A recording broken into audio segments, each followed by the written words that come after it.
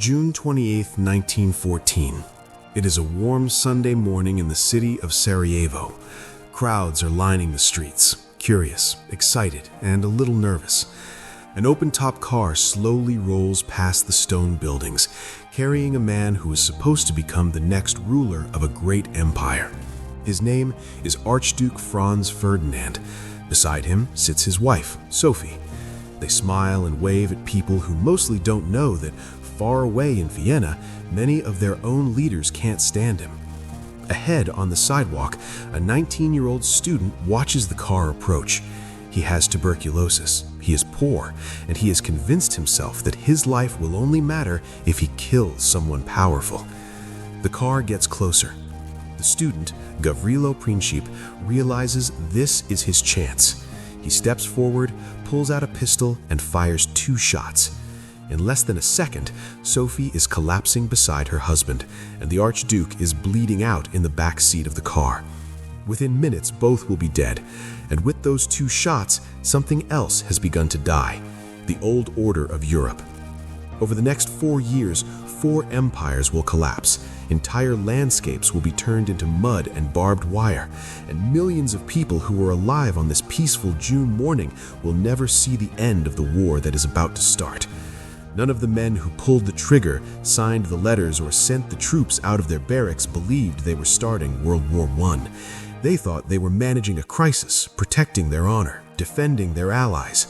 But step by step, decision by decision, they pushed the world closer to a disaster no one could control. This is the story of how one assassination, in a city most Europeans couldn't even find on a map, turned into the first truly global war. Welcome to Historic Bite, where we break down the turning points that shaped our world, one bite-sized documentary at a time. In this video, we are not telling the entire story of World War I. We won't cover every battle, every front, or every general. Instead, we're going to focus on one key question. How did a local crisis in the Balkans explode into a global conflict that killed more than 16 million people and reshaped the entire planet? Stay with me, because once you see how fragile the peace really was in 1914, World War I stops looking like a random accident and starts looking like a disaster waiting to happen. To understand why the murder of one Archduke mattered so much, we need to zoom out and look at Europe in the years before 1914. On the surface, this was the peak of European power. The great capitals, London, Paris, Berlin, Vienna, were full of electric lights, grand boulevards, and new technologies. People talked confidently about progress, science, and civilization. But under that polished surface, Europe was a powder keg, and over decades, its leaders had been piling in the gunpowder. 4 big forces in particular made the continent dangerously unstable: alliances, militarism, imperial rivalries, and nationalism. First, alliances. After the wars of the 19th century, especially the Franco-Prussian War of 1770 to 71, when Prussia defeated France and created a new German empire, European powers began tying themselves together with formal agreements. On one side, there was the Triple Alliance: Germany, Austria Hungary, and Italy. On the other side, you had the Triple Entente: France and Russia, with Britain joining them in a looser but still real understanding. Each side was afraid of being isolated. Each side promised, in different ways, to stand by its friends if they were attacked. These alliances were sold as tools for peace. The logic was simple: if everyone knows that any attack will bring in multiple powerful countries, no one will dare start a war. If you attack my friend, you attack me. But alliances can work both ways. They can deter war, or they can turn a small war into a much bigger one. By 1914, they meant that if one country went to war, its friends might be dragged in whether they wanted to or not. Second, militarism. The great powers were not just talking about war, they were planning for it in detail. Germany and Britain were locked in a naval arms race, building more and bigger dreadnought battleships every year. Germany created a massive, efficient army backed by railroads and strict timetables. France and Russia built their own huge conscript armies. Generals in all these countries wrote thick war plans that scheduled everything: how fast troops would be called up, which rail lines they would use, where they would concentrate on the border, and in what order they would attack. These plans were designed for speed and surprise. They assumed that in the next war, whoever mobilized and moved first would win. But that created a dangerous problem. Once you started mobilizing your forces, it became extremely hard to slow down or stop, even if the politicians got cold feet. The military machine would start moving, and suddenly it would be the generals, not the diplomats, who had the loudest voice in the room. Third, imperial rivalries. By the early 1900s, Britain, France, and Russia controlled vast empires around the world. Their flags flew over territories in Africa, Asia, and the Middle East. Germany and Italy, which had unified later in the 19th century, looked around and felt like they had arrived late to a party where most of the seats were already taken. German leaders in particular wanted what they called a place in the sun, colonies, markets, and prestige to match the older powers. Crises over Morocco, borders in Africa, and influence in China repeatedly brought European powers to the brink of war even before 1914. Every time, they backed away just in time, but each crisis left more bitterness and less trust. And then there was nationalism. In the 19th century, new ideas about nationhood and identity had swept through Europe. People began to think of themselves less as subjects of a king or members of an empire, and more as part of a nation, a community that shared a language, a culture, a history. In strong states like Germany and France, nationalism meant pride. We are great. We deserve respect and power.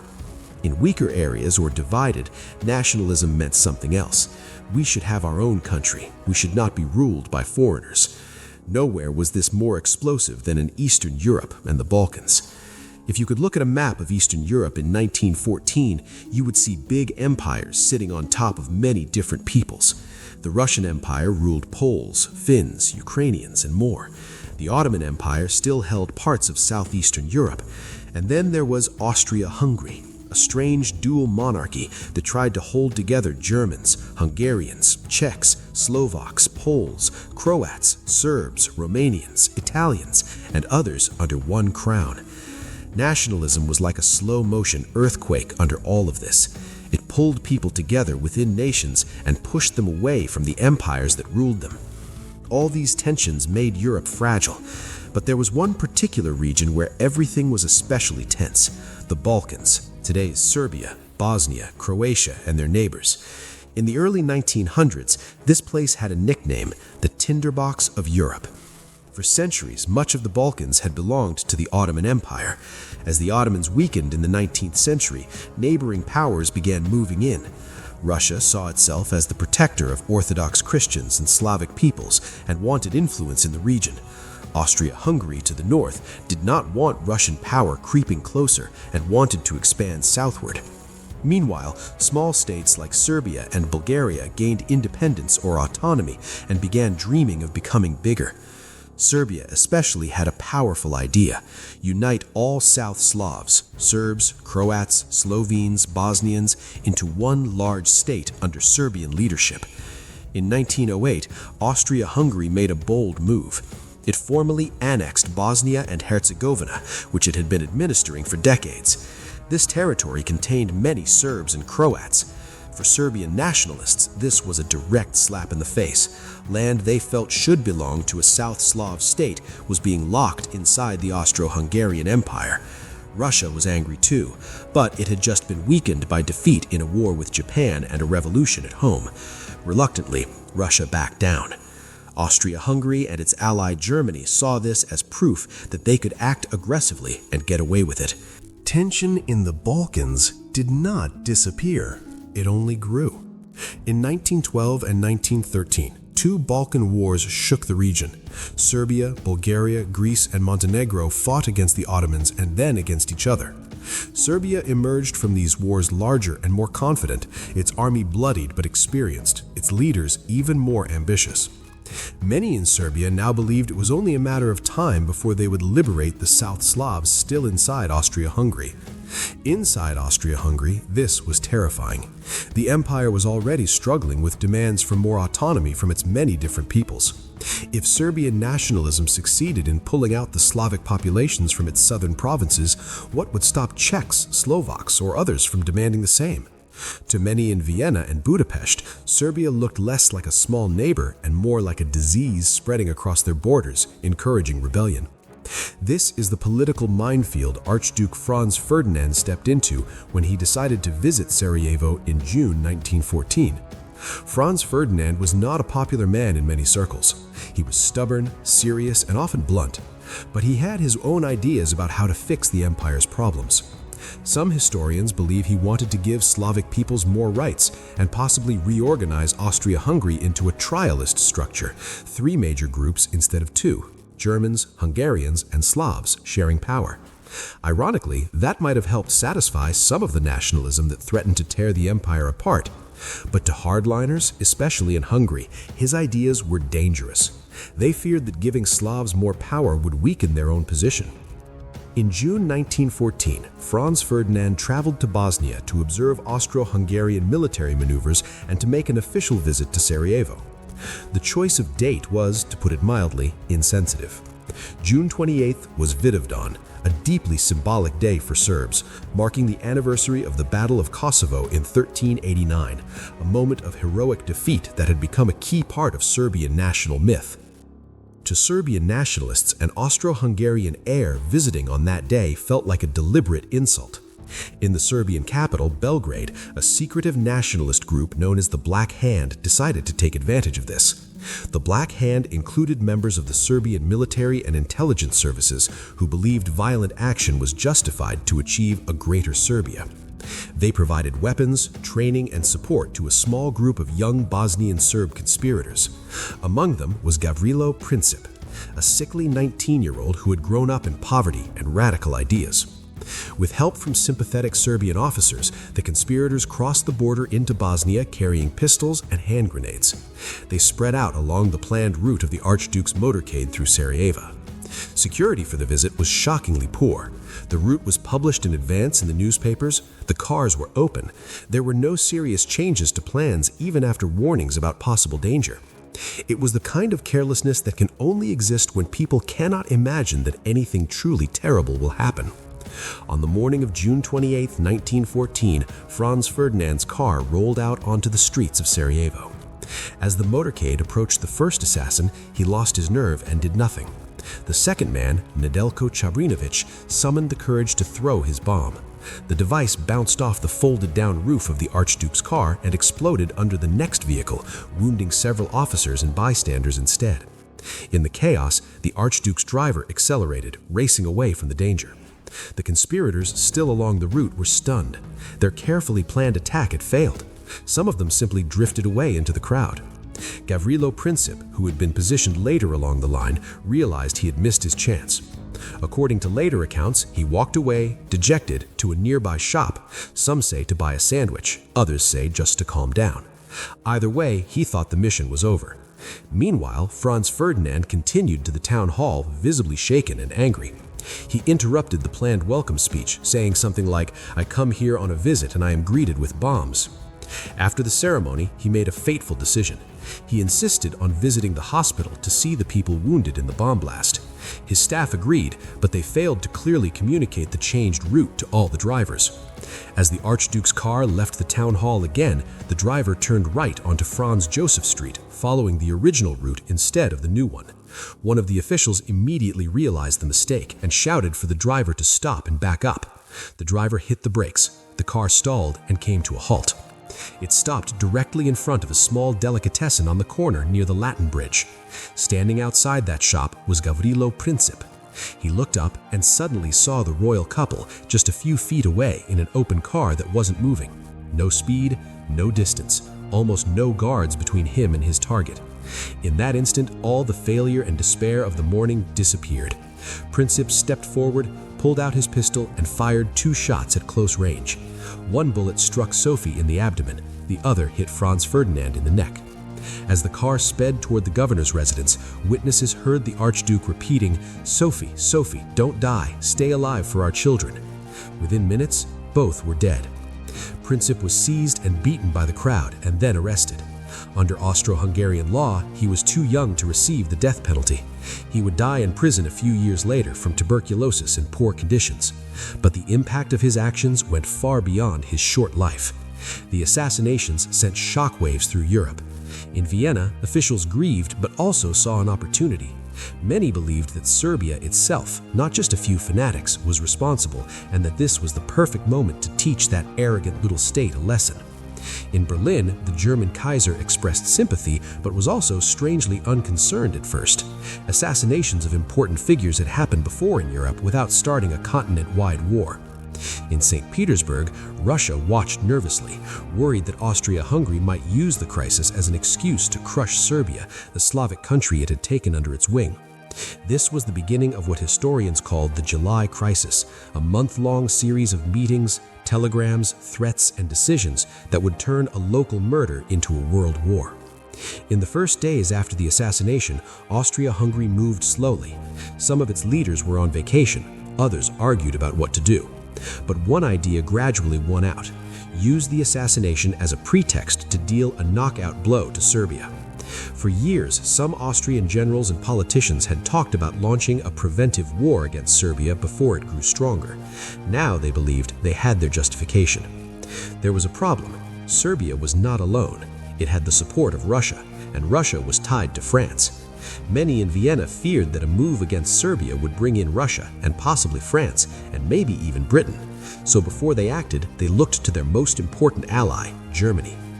In early July, Austrian diplomats consulted with the German leadership. The result was what was called the blank check.